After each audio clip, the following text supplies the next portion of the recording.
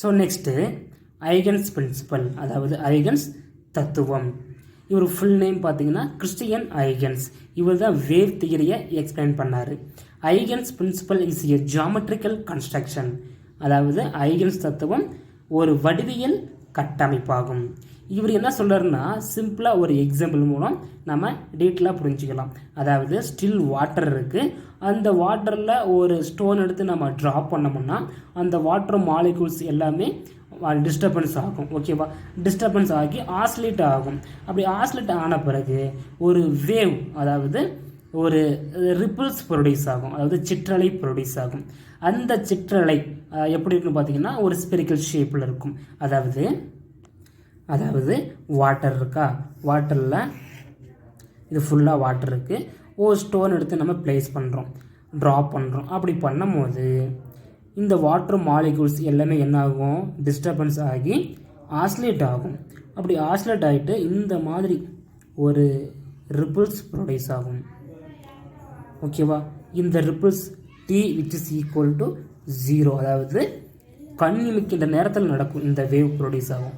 Instantaneous டைமில் இந்த wave சிற்றலை ப்ரொடியூஸ் ஆகும். ஓகேவா? இப்போ இந்த ஆல் டைரக்ஷன்லேயும் இருக்கிற அந்த வாட்டர் மாலிகூல்ஸ் எல்லாமே என்னாகும், வைப்ரேஷன் ஆகிட்டுருக்கும், அதாவது ஆஸ்லேட் ஆகிட்டுருக்கும். ஓகேவா? அப்போ இந்த ஒவ்வொரு பாயிண்ட்லையும் இது எப்படி இருக்குது, ஒரு ஸ்பெரிக்கல் ஷேப்பில் இருக்கா. இப்போ இந்த ஒவ்வொரு பாயிண்ட்லையும் இருக்கிற அந்த வாட்டர் மாலிகூல்ஸ் என்னாகும், வைப்ரேஷன் ஆகும் இல்லையா? அப்படி வைப்ரேஷன் ஆகிட்டு அந்த ஒவ்வொரு பாயிண்டில் இருக்கிற அந்த ஒவ்வொரு பாயிண்ட்லேயும் அலைக்குட்டி, அதாவது வேவ்லெட் ப்ரொடியூஸ் ஆகும். ஒவ்வொரு பாயிண்ட்லேயும் இருக்கிற அந்த வாட்டர் மாலிகூல்ஸ் எல்லாமே ஆஸ்லேட் ஆகி என்ன ப்ரொடியூஸ் ஆகும், வேவ்லெட், அதாவது அலைக்குட்டி உருவாகும். ஓகேவா? இந்த அலைக்குட்டி எல்லாத்துக்கும் டேன்ஜென்ட், அதாவது தொடுகோடு வரைஞ்சோம்னா எப்படி இருக்கும், இது ஒரு ஸ்பெரிக்கல் ஷேப்பில் இந்த மாதிரி இருக்கும். ஓகேவா? அதுக்கப்புறம் இந்த அலைக்குட்டியில் இருக்கிற ஆல் டைரக்ஷன்லையும் அந்த வாட்டர் மாலிகூல்ஸ் என்னாகும், ஆஸ்லேட் ஆகும். அப்போ அது ஒரு அலைக்குட்டியை உருவாக்கும் இந்த மாதிரி. ஓகேவா? அதுக்கு நம்ம டேன்ஜென்ட் வரைஞ்சோம்னா இந்த மாதிரி.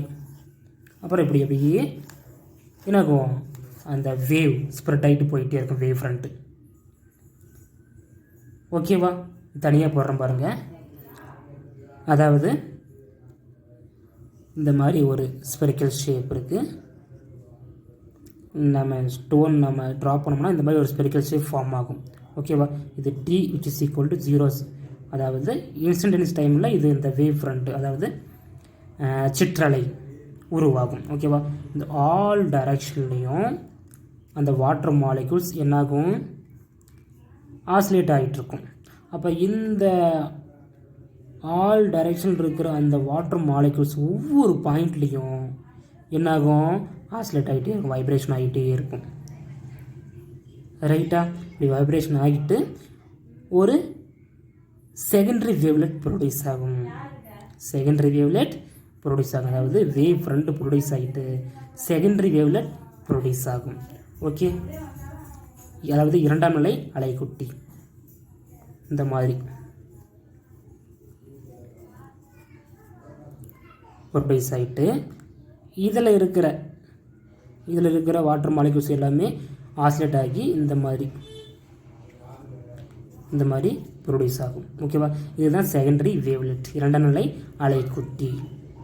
அப்போ இது அதுக்கு நம்ம தொடுகோடு வரைஞ்சோம்னா எப்படி இருக்கும், இந்த மாதிரி ஒரு ஸ்பெரிக்கல் ஷேப்பில் இருக்கும். ஓகேவா? ஸோ இதுக்கடுத்து இதில் இருக்கிற வாட்டர் மாலிகூல்ஸ் எல்லாமே ஆஸ்லேட் ஆகி அடுத்து அலைக்குட்டியை உருவாக்கும். ஓகேவா? அப்போ இந்த ஸ்டோன் இதுதான் பேரண்ட் வச்சுக்கவே, எக்ஸாம்பிள் இதுதான் பேரண்ட்டு, இந்த குட்டி எல்லாமே நாம. ஓகே? இந்த குட்டி பெருசாகி அனதர் குட்டி உருவாக்கும், அதாவது நாம் பெருசாகி நமக்கு பிறக்க போகிற அந்த குழந்தை, அதுதான் அந்த குட்டிங்க. இந்த குட்டி பெருசாகி அனதர் குட்டி, அந்த குட்டி பெருசாகி அனதர் குட்டி, அப்படியே ஸ்ப்ரெட் ஆகிட்டு போயிட்டே இருக்கும். ஓகேவா? அந்த மாதிரி தான் இந்த வேவ் அப்படியே. இப்போ இதுதான் சோர்ஸு, இதால் இந்த வேவ் ப்ரொடியூஸ் ஆனிச்சு, இது அப்புறம் இது வேனிஷ் ஆயிரும். ஓகேவா? இந்த குட்டியால் இந்த வேவ் ப்ரொடியூஸ் ஆனிச்சு, இந்த வேவ் ப்ரொடியூஸ் ஆன பிறகு இந்த வேவ் என்னாகும், வேனிஷ் ஆயிரும். ஓகேவா? அதுக்கடுத்து அது. ஓகேவா? இதால் இது ப்ரொடியூஸ் ஆகுதா, இது வேனிஷ் ஆயிரும். இதால் இது ப்ரொடியூஸ் ஆகும், இது வேனிஷ் ஆயிரும். ஓகேவா? அடுத்தடுத்து சோர்ஸாக அது ஆக்ட் ஆகிட்டு போயிட்டே இருக்கும். அண்டர்ஸ்டாண்ட்? ஸோ இதே மாதிரி தான் லைட் வேவும் ஃபார்ம் ஆகும். ஸோ இங்கே நான் போட்டிருக்கேன் இல்லையா, இதில் இந்த பேக் இதெல்லாம் விட்டுட்டு இந்த ஃப்ரண்ட்டில் இருக்கு இல்லையா, இதை மட்டும் புக்கில் எடுத்து போட்டிருப்பாங்க பாருங்கள். இங்கே போட்டிருக்காங்க பாருங்கள், இதுதான் ஸ்டோன். இதால் என்ன ப்ரொடியூஸ் ஆகுது? வேவ் ஃப்ரண்ட்டு ப்ரொடியூஸ் ஆகுது. PQR 3 மட்டும் PQR. ஓகே, இதில் இருக்கிற அந்த வாட்டர் மாலிகுல்ஸ் எல்லாமே ஆசிலேட் ஆகி அனதர் 2ஆம் நிலை அலைக்குட்டி உருவாக்கும். அதாவது செகண்டரி வேவ்லெட்டை ப்ரொடியூஸ் பண்ணோம். ஓகேவா? அப்போ இதுக்கு நம்ம ஒரு டேஞ்சன் வரைஞ்சோம்னா இந்த மாதிரி ஒரு ஸ்பெரிக்கல் ஷேப்பில் இருக்கும். ஓகே, இது AB. இதால் ப்ரொடியூஸ் ஆன அந்த செகண்டரி வேவ்லெட்டு தான் A' B'. அதுக்கடுத்து இங்கே ப்ரொடியூஸ் ஆகும். அடுத்து இங்கே அப்படியே ஸ்ப்ரெட் ஆகிட்டு போயிட்டே இருக்கும். ஓகே, இந்த ஸ்டோன் விழுந்துச்சு இல்லையா, அதுக்கு அந்த ஃபைனல் டிஸ்டன்ஸில் இந்த மாதிரி ஸ்பெரிக்கல் ஷேப்பில் இருக்கும். இன்ஃபினைட் டிஸ்டன்ஸில் இந்த மாதிரி பிளெயின் வேவ் ஃப்ரண்ட்டாக மாறிடும். இந்த மாதிரி ஸ்ட்ரெயிட் லைனில் எல்லாமே வேனிஷ் ஆயிரும். ஓகேவா? ஸோ இந்த வேவ் ஃப்ரண்ட்டு எப்படி ஃபார்ம் ஆகுதுன்ட்டு எக்ஸ்பிளைன் பண்ண அவர் இந்த பேக் வேவ் இது எப்படி வேனிஷ் ஆகுதுன்ட்டு அதை பற்றி அவர் எக்ஸ்பிளைன் பண்ணலை. ஓகேவா? பேக் வேவ் பற்றி அவரால் எக்ஸ்பிளைன் பண்ண முடியல. According to electro magnetic wave theory படி அந்த பேக் வேவ் தானாகவே என்னாகும்? வேனிஷ் ஆயிரும். ஓகேவா? இருந்தாலுமே அந்த வேவ் ஃப்ரண்ட்டை பற்றி டீட்டெயிலாக எக்ஸ்பிளைன் பண்ணார். அவர் ஒரு ஸ்டேட்மெண்ட் சொல்லியிருப்பார். According to Huygens principle, each point of the wavefront is the source of secondary wavelets emanating from these points, spreading out in all directions with the spread of the wave. These are called as secondary wavelets. அதாவது icons தத்துவத்தின்படி அலைமுகப்பில் உள்ள ஒவ்வொரு புள்ளியும் 2ஆம் நிலை அலைக்குட்டிகளை உருவாக்கும் ஒளி மூலமாக செயல்படும். அந்த வேவ் ஃப்ரண்ட் இல்லையா, அந்த வேவ் ஃப்ரண்ட் இருக்கு இல்லையா, அந்த வேவ் ஃப்ரண்டில் இருக்கிற அந்த ஆல் பாயிண்ட்லேயும் இருக்கிற அந்த அந்த மாலிகுல்ஸ், ஓகேவா, அந்த பாயிண்ட்ஸ், அந்த ஆட்டம்ஸ், அது எல்லாமே வைப்ரேஷன் ஆகி செகண்டரி வேவ்லெட்டை ப்ரொடியூஸ் பண்ணும். ஓகேவா? 2ஆம் நிலை அலைக்குட்டிகளை உருவாக்கும் ஒளி மூலமாக செயல்படும். ஒரு சோர்ஸாக அது செயல்படும். ஓகேவா?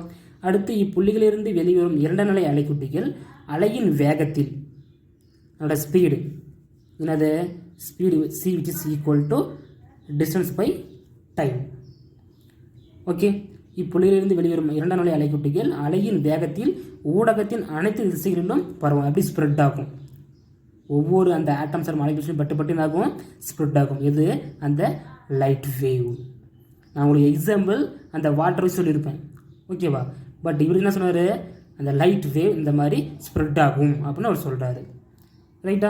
இந்த 2ஆம் நிலை அலைக்குட்டிகளுக்கு வரையப்படும் பொதுவான தொடுகோடு அல்லது 2ஆம் நிலை அலைக்குட்டிகளின் முன்புற உரை அடுத்து ஏற்படும் புதிய அலைமுகப்பை கொடுக்கும். ஸோ இது முக்கியமான கான்செப்ட். ஸோ நல்லா பார்த்துக்கோங்க.